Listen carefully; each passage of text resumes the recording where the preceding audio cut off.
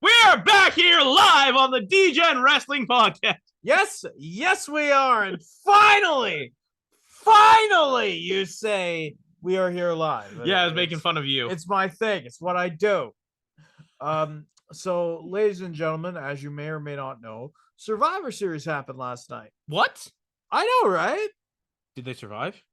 Well, I mean, some people got the feelings. Was there a series? Well, technically, it's part of a series, but it itself Was it at night?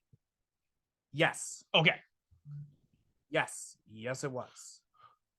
Alrighty. But aside from that, man, I don't know. Good stuff, man. Good stuff at Survivor Overall, Series. I'd say it was a decent show. Like, decent to good. Nothing really. I would say decent, bar one match, which I'm sure we'll get into. But before we do that, we do have a few bits of news to get out of the way. Cody Rhodes and Seth Rollins signed a table for a veteran. Gets away. That veteran got away with the table, and the Chicago crowd was furious all night. Apparently, they wanted tables, and it got to a point where, like, if you were watching it, Chicago, what you see is what you get for the crowd. But good God, I think the tables got probably the third or fourth biggest pop of the night.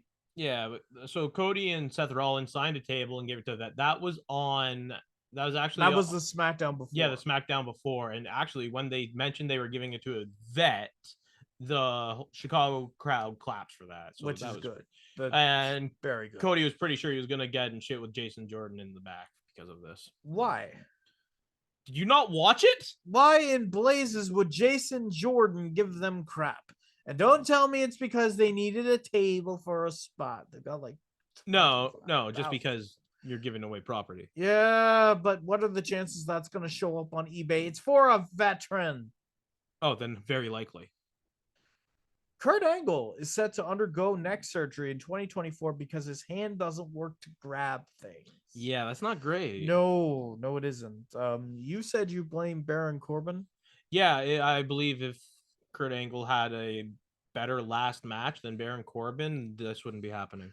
I just think to myself, that man gave his body and his life to us. And it's terribly... Like, it hurts because he's already had neck surgery several times over. Like, the more he goes, the more risky it gets. That being said, medical science advances, and what can you do? R-Truth comes back. Triple H calls it Return of the Night. Do we agree? It's tough to say. See, now here's the thing. There were 3 big returns that happened. One of them we knew was happening. WWE already spoiled it. Yeah.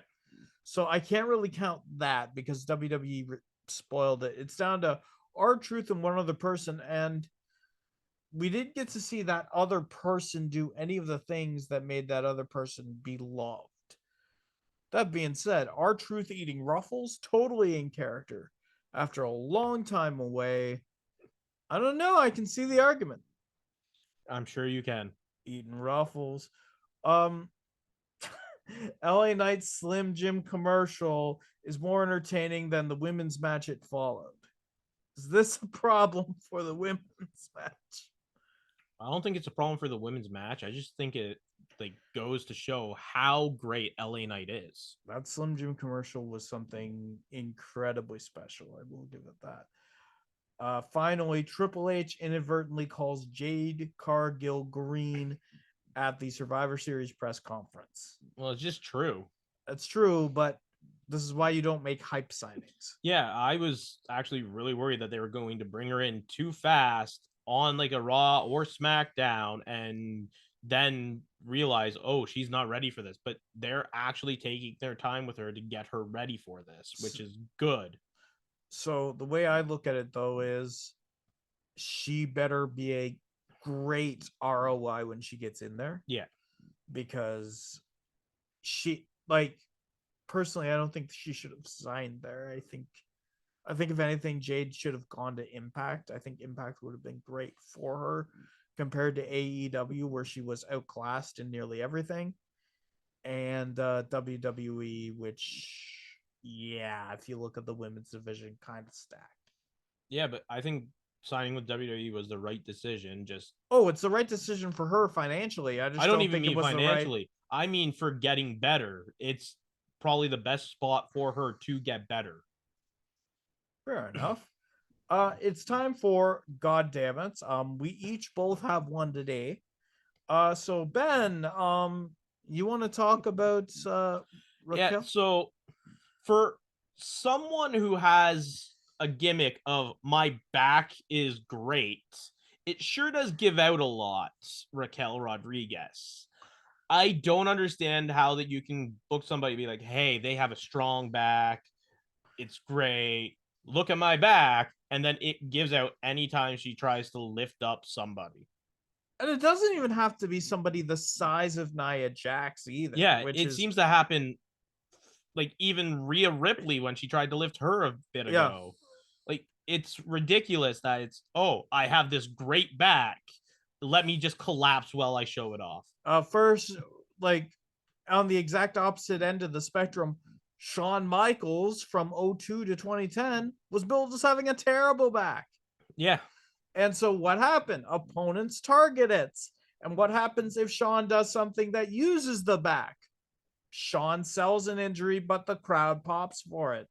But yeah, no, if you're going to build someone whose entire character is I have a back. I have a great back and I'm a big person, I would say don't put her in there with Nia Jax if she can't lift it. The thing is, I believe she can lift her. They're just making her back collapse until it finally happens, which is not a great gimmick if your gimmick is I have a good back already. See, it would be different for me if something else happened to her back that would make it collapse, i.e., somebody giving her that's like completely a chop different. block. That's not an issue. That's not while to you're do with her lifting back. Nia Jax. That's fine if you're going to do it that way. But if your back is giving out and then all of a sudden you're going to do like a Cena Big Show thing, yeah, it doesn't work the same way because number one, neither Raquel Rodriguez or Nia Jax are half as charismatic as Cena or Big Show, if I could be quite honest. Yeah. And the other thing too, no one expects John Cena to lift Big Show. That Cena was never built as a person with superhuman strength until after he lifted Big Show. Yeah.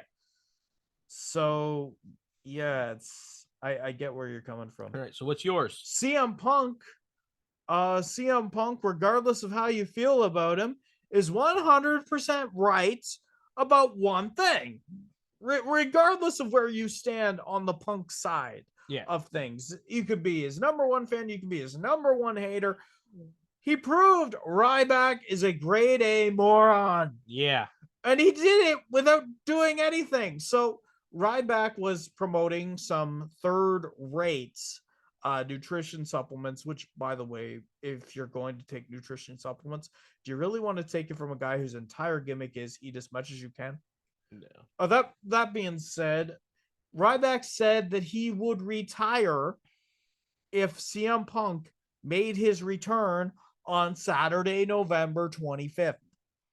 And then he went and reneged saying, it had to be an AEW. It had to be an AEW. There is absolutely nothing that stated that it had to be an AEW.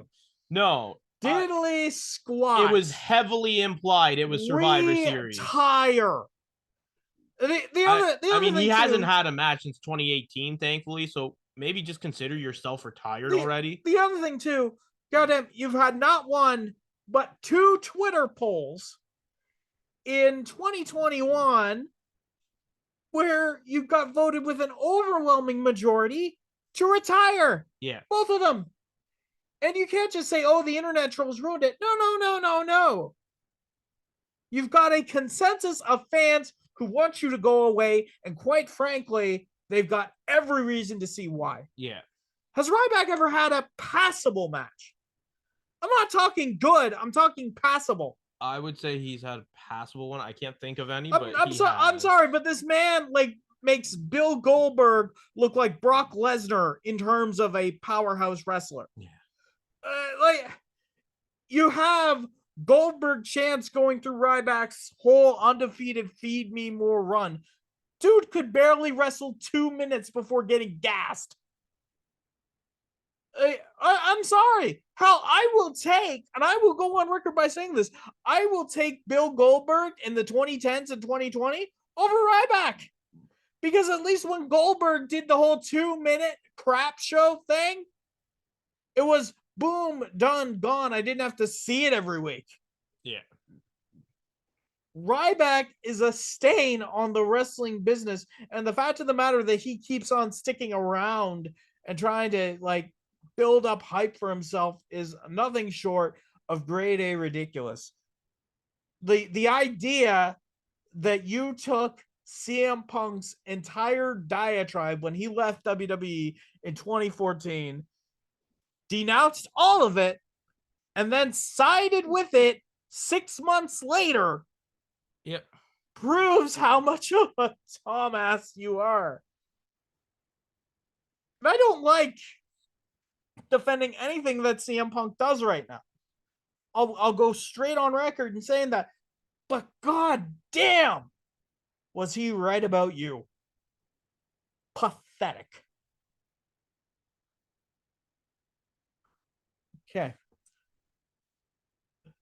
I don't know. Do you have anything else to say? No, I'm good. About the big guy? No. All right. We're now on to Survivor Series. 5 matches on the card. We both went 4 of 5, I believe. Yeah. And women's War Games match: Ms. Walter, Santos Escobar, Dragon Lee. There was Rhea Ripley versus Zoe Stark, and the men's War Games match. So I think we just start at the women's, go down the card. Yep. So women's War Games match. Severely disappointing. But not in the sense that it was a match. Yeah, not in terms of in-ring action. No, in ring, it was a pretty decent match. Yeah. I just really don't like that they build Damage Control to be this all-powerful force and then always have them lose. How can they keep doing this to Damage Control? Like, you can't be like, oh, they're so strong, and then have them lose every single time they have a match. When was the last time that Damage Control as a unit won? We're not talking Io Sky, but Damage Control. I mean, they had a match not long ago where they won, but I wouldn't even count that. Like, it's pay-per-views like that they have the issues winning on. You double the size and I would argue the strength of Damage Control. Yeah. In Bailey, Io Sky, Asuka, and Kairi Sane.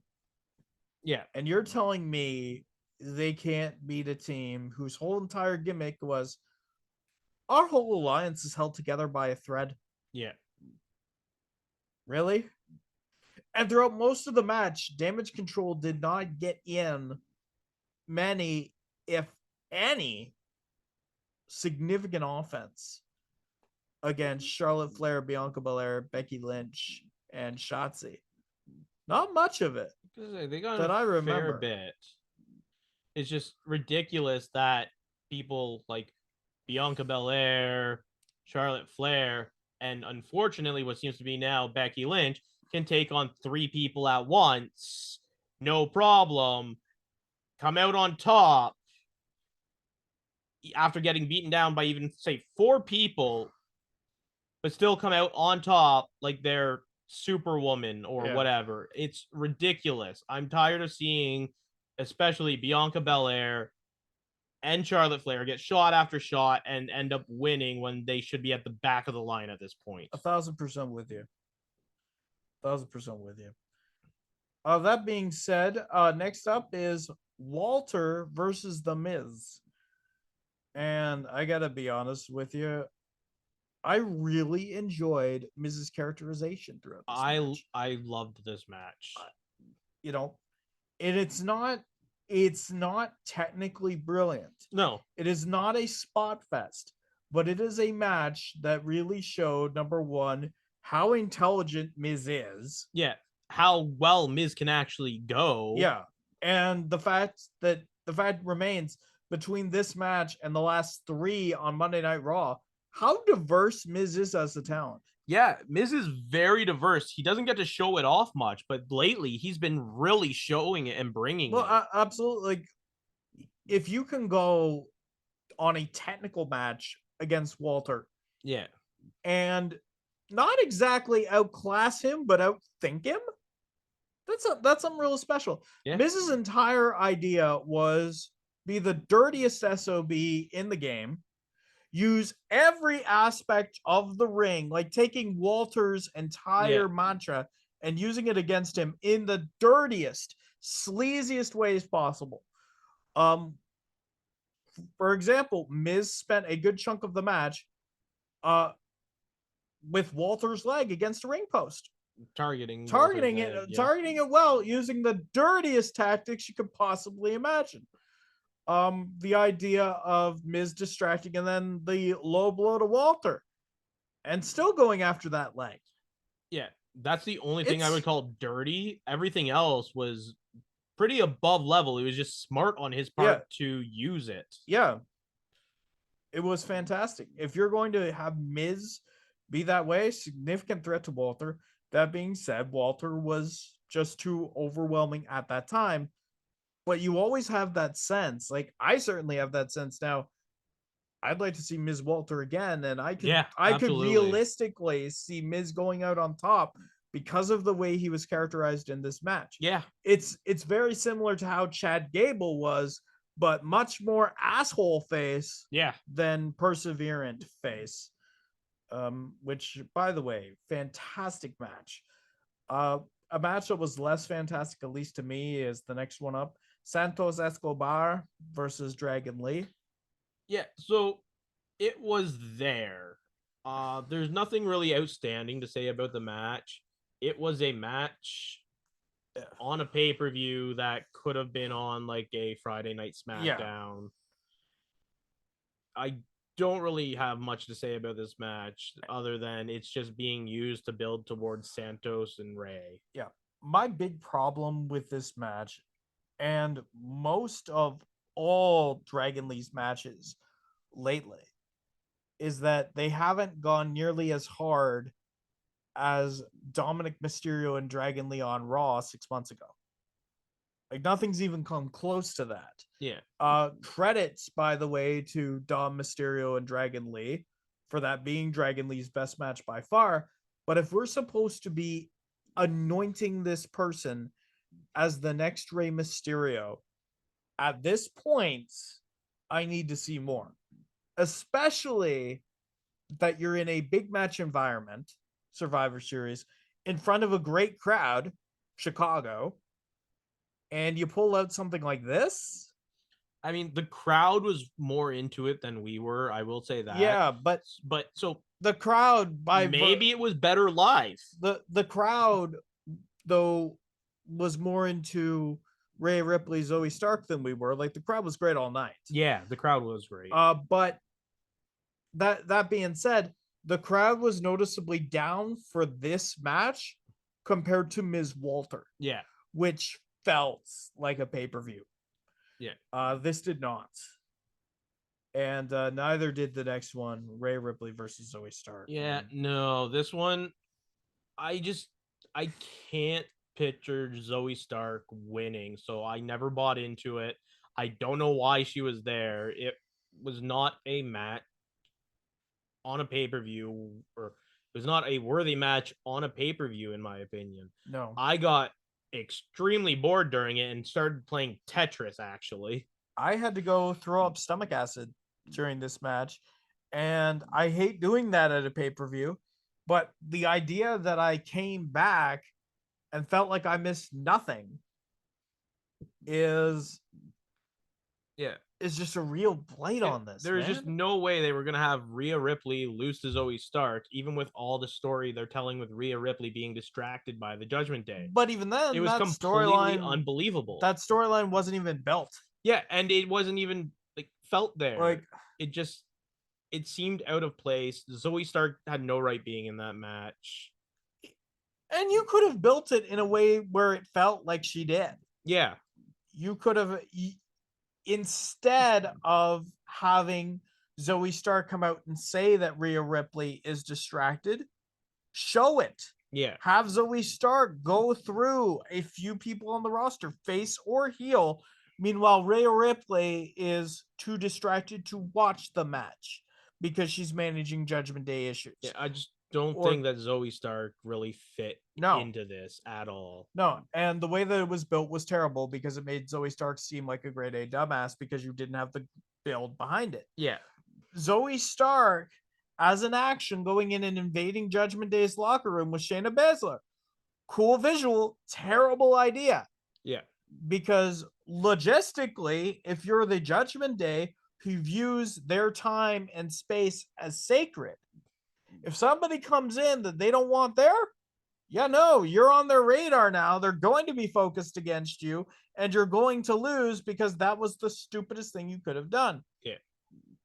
Had you have built it another way, this could have worked. As a matter of fact, you could have kept the entire storyline the same, swap out Zoe Stark for Shayna Baszler of all people, and it would have been better. And that is not something I enjoy saying because apart from one submission at Crown Jewel, Shayna Baszler has never been anywhere close to my favorite of any of the women. Yeah, I wouldn't even say it would be better. I think it would have just been the same. See, here's the thing though. Shayna Baszler saying somebody's distracted, I can buy her more because of her look.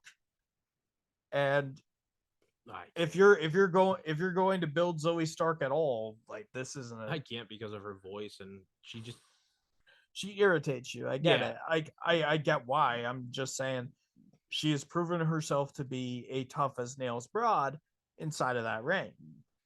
Zoe Stark, no good character work. Oh, absolutely not. But then neither does Zoe Stark. Yeah, exactly. Like that's why it feels exactly the same to me. The best Zoe Stark is pretty decent in ring. It's just no character work is the issue. And the problem was Zoe Stark was given the best mentor of arguably the best character of any woman of all time to learn from. And it feels like if this is the way you're going to be using her, not good. No. At all. No disrespect to the in-ring action. Some of the spots were really, really nice.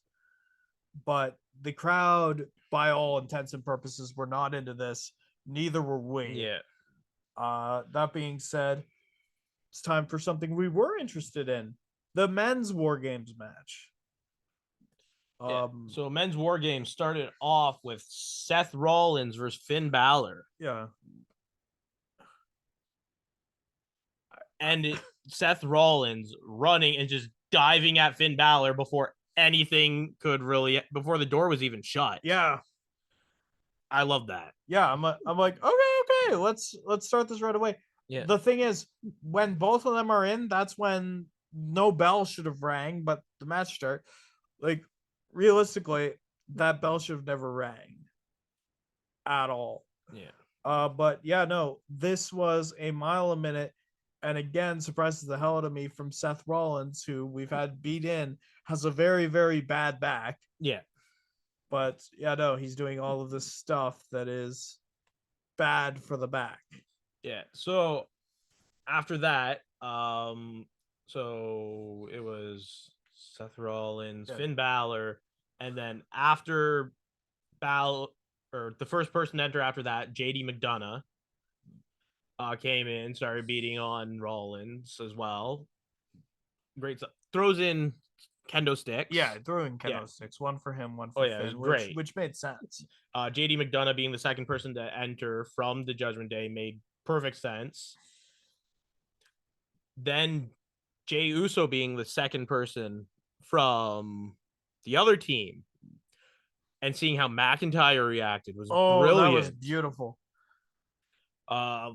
Coming in third for Judgment Day was Damian Priest pushing McIntyre back. Yeah. Which great for a feud between the two. Oh my god. And the thing was, like, you felt the tension there. Well. Like, props to McIntyre and freaking Priest. because you and I were both sitting there like, oh my god, just with the way the two of them were interacting, and Absolutely. you could cut the tension with a knife. Love it. Then there was Sami Zayn's entrance. Yeah. Okay. So hear me out on this. We got a Sami Zayn van right here. So Sami Zayn did the best out of this entire match. In terms of character, it was the best booked. In terms of playing to the crowd, best booked. In terms of pop of the night, arguably number 3. So Sammy comes down to the ring, gets a bunch of stuff, and then the one time the crowd does not chant "We want tables," grabs the Sami table. Zayn goes in, grabs the table. The pop was enormous. He points to it Yeah. too. Oh, hey, great. look, there's a table. Hey, look, here's another table. Oh, it was fantastic. Sami Zayn knows how to work a crowd better than almost any face in the WWE. We'll say almost. There are a couple that I could see the argument of. LA Knight's one of them for sure. Then he goes in, and his entire thing throughout the match was, above all else, protect Jey Uso, and the crowd got into that. And then it failed because McIntyre. But see, the thing is, even though it failed, like, oh, it's great, yeah. Like the crowd went nuts when it started absolutely. to fail. Yeah. So McIntyre enters 4th for Judgment Day. He comes running down. He takes out 2 members of the opposing team, then beeline straight for Jey Uso. Yep. Jey Uso does not back down. Nope. He gets thrown down though. Absolutely. and several times over. Like, if you want to see Jey Uso get beat up for the 4.5 minutes that McIntyre was the freshest man in there, you got to see exactly what you wanted. Man, Jey Uso got thrown around like a battering ram throughout this match. But he kept getting back up. He kept getting back up. Honestly, it was great character it was great story from the both of them. Yeah. One thing I don't really remember, though, is what happens after Cody Rhodes comes into the match. So Cody Rhodes came in. He made a round of everybody. Yeah, but there was no point. He got a big pop. There was no point where Cody was firmly. Oh no, there was right at the beginning. I can't remember what exactly happened. Right at the beginning, yeah, he went firmly in and got 3 of them down before getting like ambushed by 2 of them, I believe. Yeah, I think it was ironically enough McIntyre and Priest. Think so. I'm not 100% certain. But yeah, and then obviously Dominic Mysterio enters. Nathan pops off. Yeah, I pop up for Dom Mysterio. The crowd's going, "Dom, you suck." Just as he's entering, loud. Like yeah. If you are going to turn up the mic on Dom Mysterio, Chicago makes it unnecessary. Yeah. So Dom Mysterio gets in. I think he does one move, then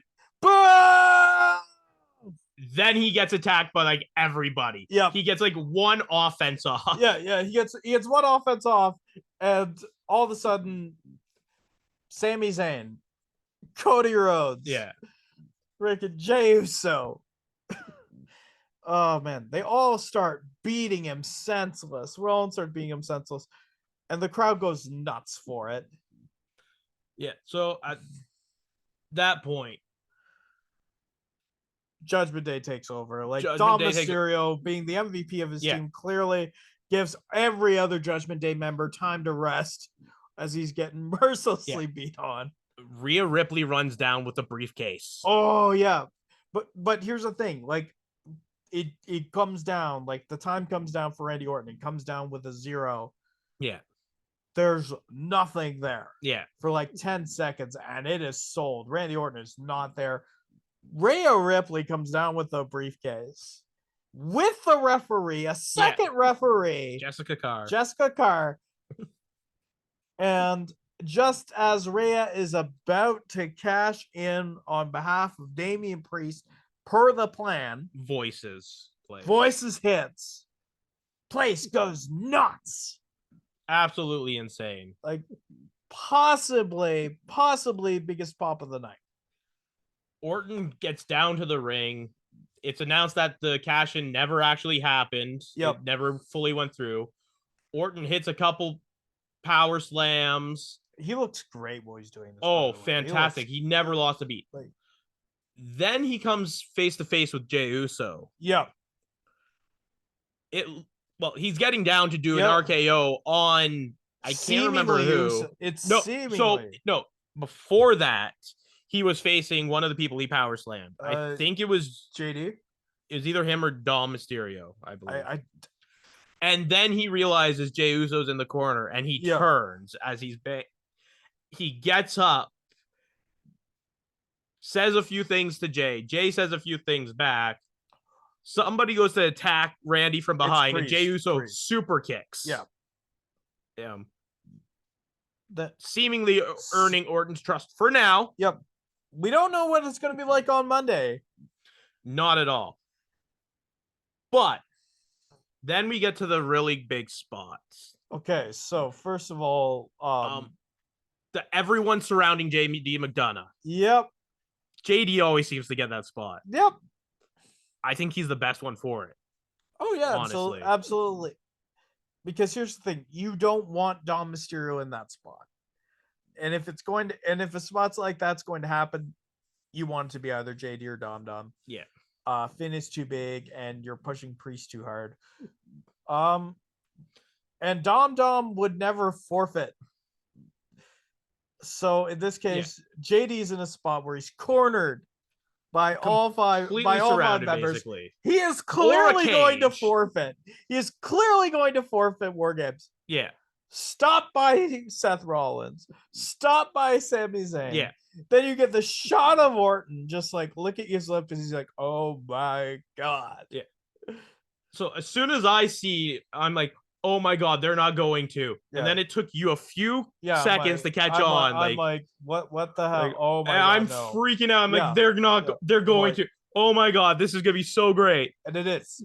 Rollins and Sami Zayn throw JD McDonough to the RKO from Orton. And it is gorgeous. Like go look up this spot right now. So great. Go look it up. Dude. This spot was the thing of magic. And it still doesn't end the match. But I think it's for good reason. Yeah. Cody Rhodes hits a crossroads on Damian Priest. And Damian Priest, the so-called leader of the Judgment Day, takes the pin. Priest needed to take the pin. Really? I believe Priest needed to take the pin for the story they're telling. Okay. Are you leaning towards Priest splitting from the Judgment Day then? I'm leaning towards the turmoil in Judgment Day. Priest was always having issues when Finn was the one getting pinned. Now Priest is the one getting pinned. Let's see how that turns out. It's intriguing. That is something to say the least. It is something that the Bloodline isn't. Yeah. It's entertaining. Oh, it's great. Because your Judgment Day can lose. Yeah. They can win. They can be dominant when they win. You can have Judgment Day shoved down our throats all you want. But at the end of the day, there is a slim chance Judgment Day loses. Yeah. And that slim chance is what turns it from being a blank wins lull story into holy shit, there could be some serious turmoil here, and this could be something incredibly big. Yeah. So baby faces are celebrating. Yeah. Watermark comes up. Yep. 10 minutes to go. We're like Nathan very upset that there is no final cash in. Yeah, I'm like, okay, there's no cash in, there's no Randy Orton RKOing everybody. Yeah, there's still like 20 minutes left, or there's still 10 minutes left. Yeah. But then you hear the record scratch. I'll let you tell it. You hear the record scratch. Yeah. Cult of Personality starts playing. Yeah. The most disappointed person in the world over here. Yep. I was. You were popped. I was popped slightly popped. I'm like, no fucking way. And I am like, no. Now, I'm not happy about it, but I am willing to see where it goes, whereas you don't want anything to do with it. I don't want anything to do with it. Which is freaking hilarious from our standpoints from Brawl Out. Yeah. Yeah, I'll give you that. I was completely against Punk. Yeah. You were somewhat in his corner. Yeah.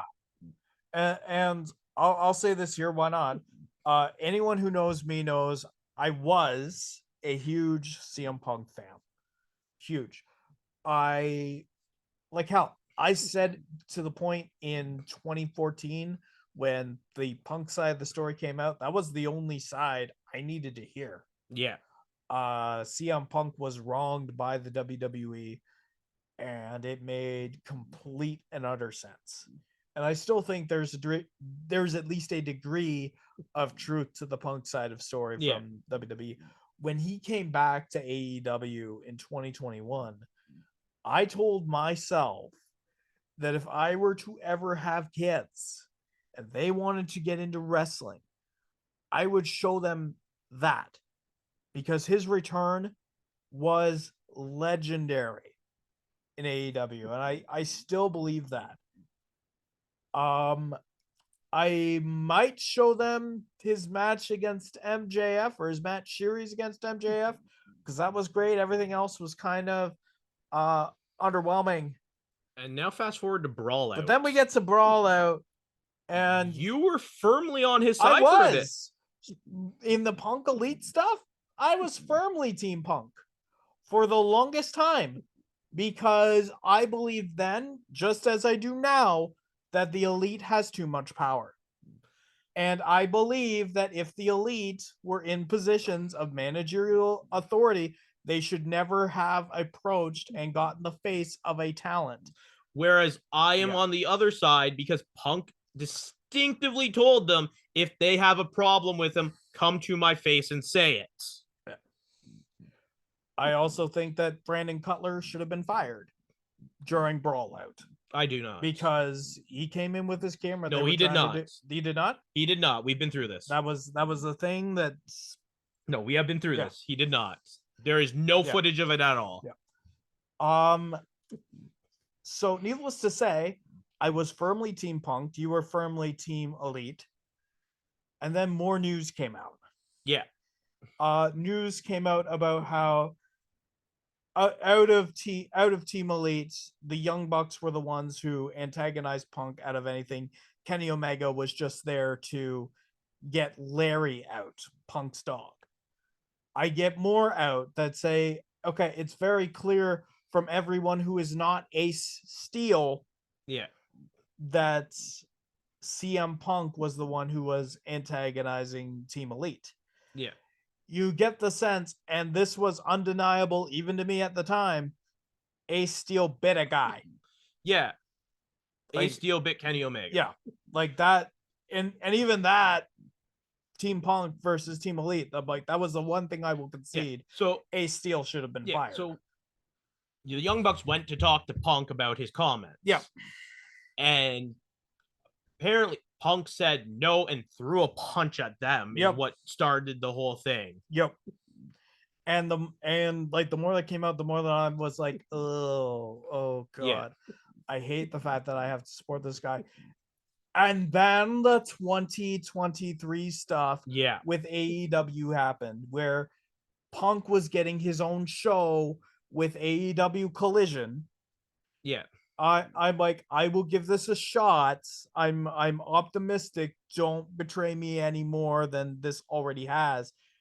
Punk gets his show, his title, a locker room full of guys that he can get along with, some of which he handpicked to be there. Yep. Because he had creative control, and he still threw a hissy fit. Yeah. And got in the face of Jungle Boy about, what was it, Sugar Glass versus Real Glass. Real Glass.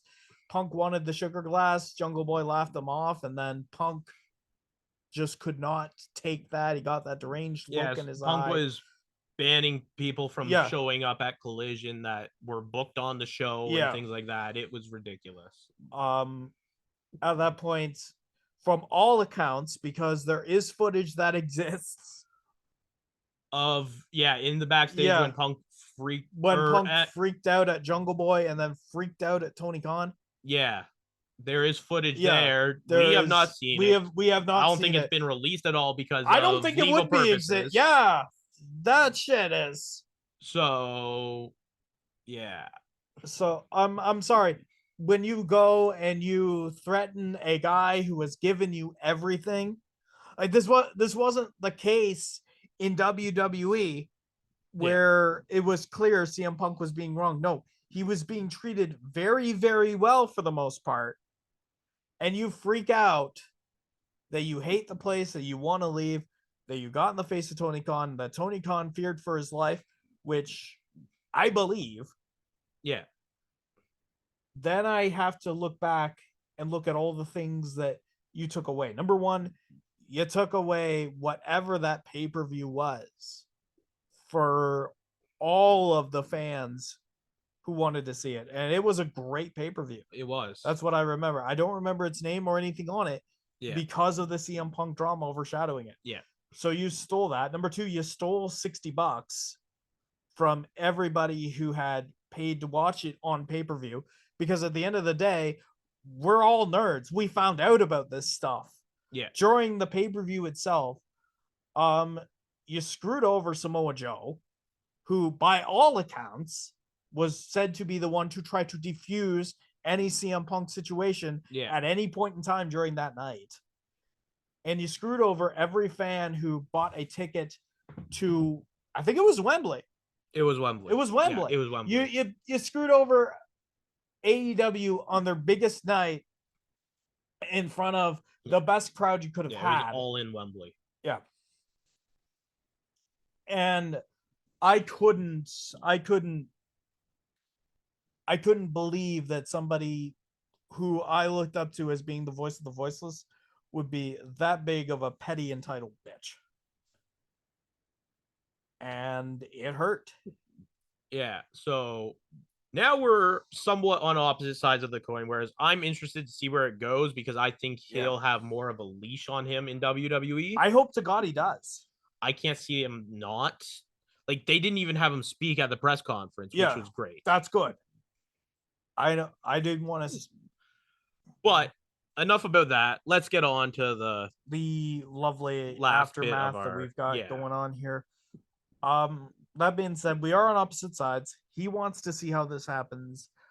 I don't think CM Punk should be anywhere near a WWE ring or any wrestling ring, quite frankly. And it seems like the divide we have about it is also being shared by the WWE locker room, many of whom were not informed about this. This is actually very, very top secret. Vince McMahon and TKO Holdings didn't know about it until it happened. That's great. This was that was objectively great. Yeah. That's Triple H and Nick Khan to a T. Now, we have seen conflicting reports of whether or not the talent themselves heard about it. Yeah. Well, the talent in the main event match was apparently told about it before they went out. Okay. So that being said, McIntyre, let's start with him, storms off after Survivor Series. Being said that that's probably part of an angle. Yeah. Which makes sense. Yeah. And on the other end of things, it can ring true because here's another big guy coming in. Yeah. Where's McIntyre's payday? Exactly. Seth Rollins. He flipped CM Punk off. Has to be restrained by Michael Cole, Corey Graves, and talked down by Sami Zayn. Still also being said it's part of an angle because of comments Rollins has made in the past. Yeah. Calling Punk out on his bullshit And then also a couple weeks ago or month ago or so saying that he's open to it if it happens. It's whatever's best for bringing eyes on the product and help and bringing in more money. Yeah. So it seems to be part of a storyline. Yeah. And then you get all the people who were not informed. I don't mind that TKO wasn't informed. No. I don't mind that Vince McMahon wasn't informed. Yeah. I think that was part of the deal. Yeah. That Vince McMahon had no say over CM Punk. Or he has no say over like the roster or creative. So yeah. Including CM Punk. Yeah.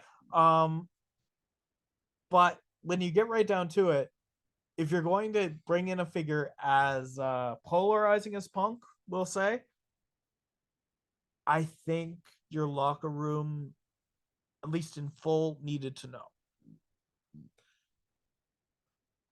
That's my big thing. That's the only real hiccup on this that I don't like. We'll see where it goes. Yeah. From a locker room standpoint, but play this right, you could do big business. As much as I don't like CM Punk, you could do big business with him. Yeah. Play this wrong, and I don't even know what to tell you. I can't know what to tell you. Yeah. Well, to close out, I think we are going to go over some of our favorite spots. Yes, absolutely. And things about Survivor Series. Yeah, so you have the list there in front of you. So let's start off with match of the night. My match of the night is the men's war game match. Right here with you. It was the best match of the night. It was the most exciting.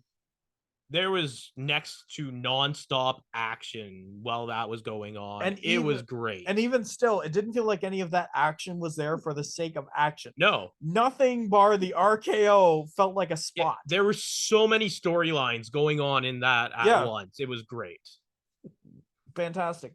Superstar of the night. My superstar of the night is The Miz. Okay.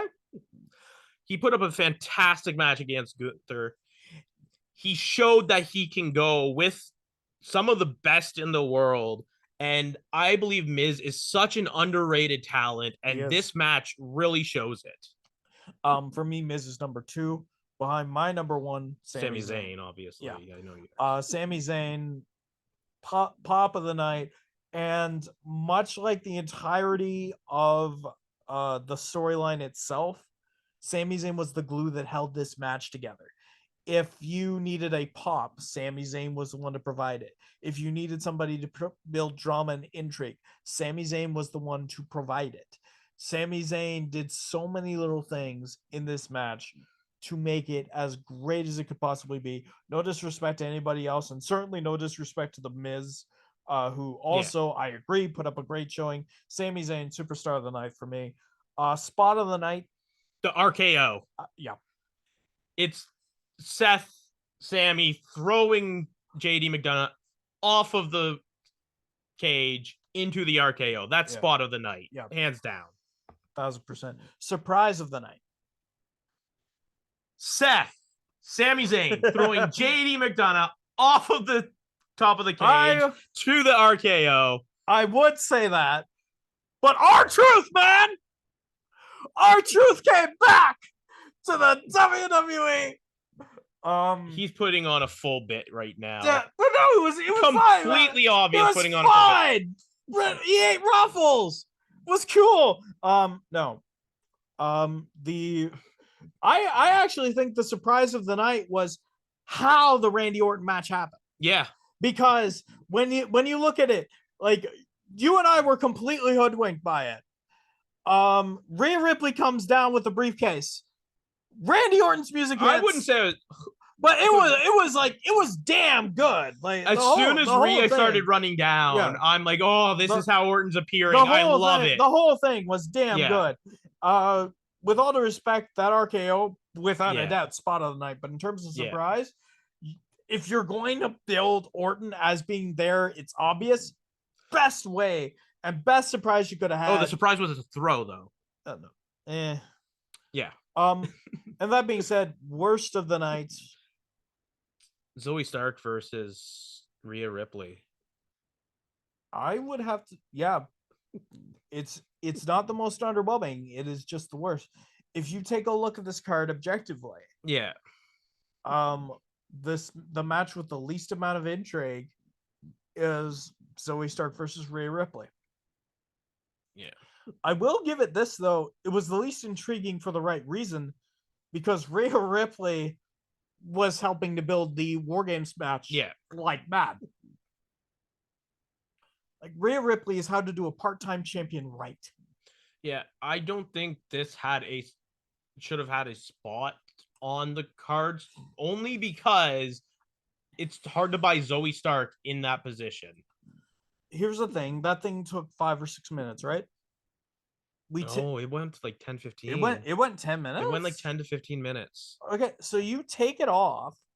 Like, take it off the card.